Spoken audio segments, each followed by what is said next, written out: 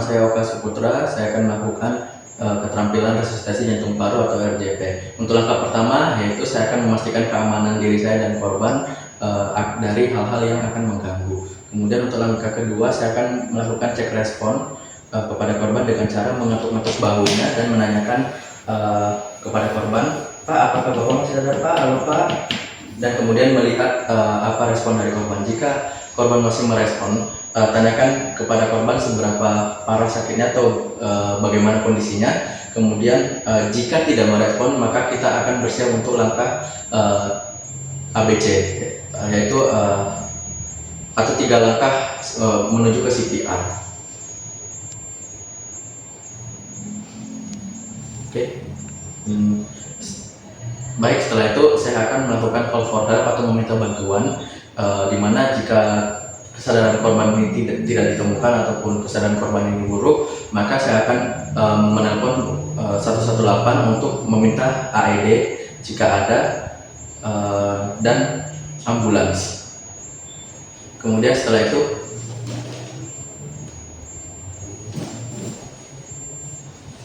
itu pada call for help saya akan memberikan informasi kepada pihak yang saya minta tolongin bahwa ada seseorang yang tidak sadar, kemudian sedang terjadi apa di lokasi, kemudian ada berapa jumlah korban, kemudian lokasi korban dan juga tempat kejadian, kemudian nomor telepon yang bisa dihubungin, kemudian saya akan memberitahu bahwa dibutuhkan ambulans segera, dan juga saya akan menutup telepon setelah diinstruksikan oleh petugas.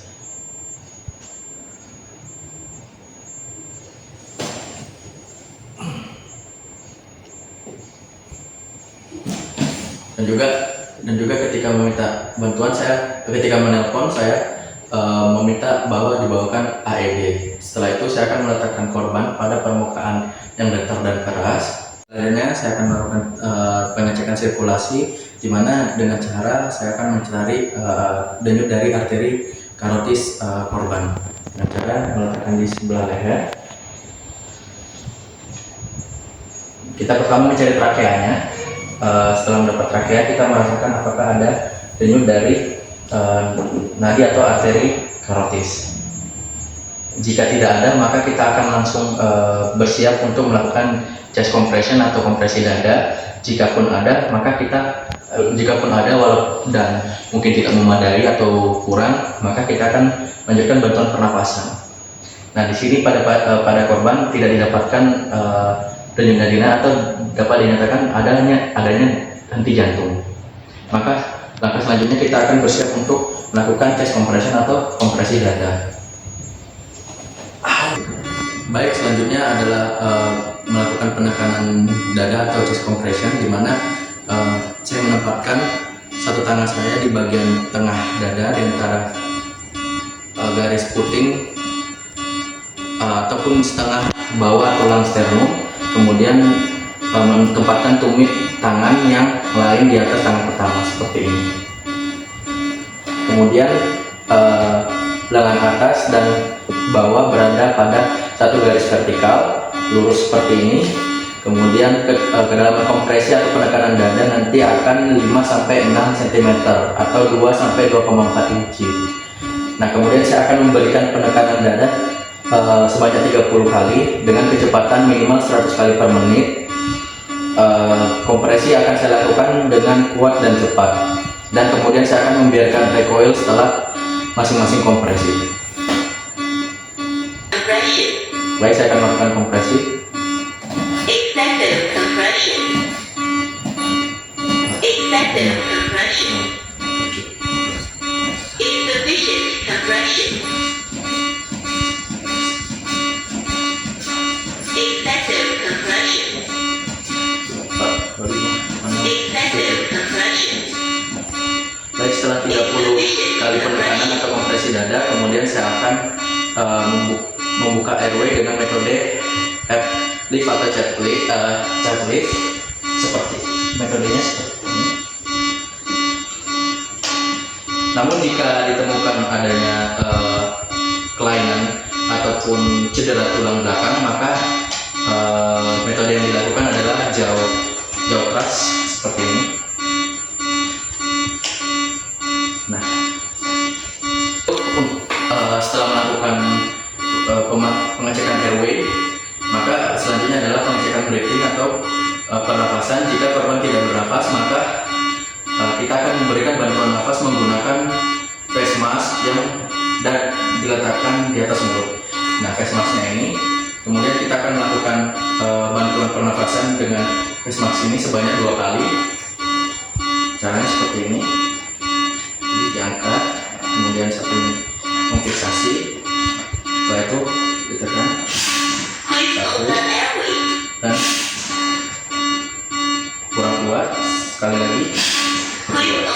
Setelah itu kita memastikan dulu bagaimana respon dari pasien atau korban. Jika responnya masih kurang baik, maka kita akan melanjutkan siklus dari RJP lagi.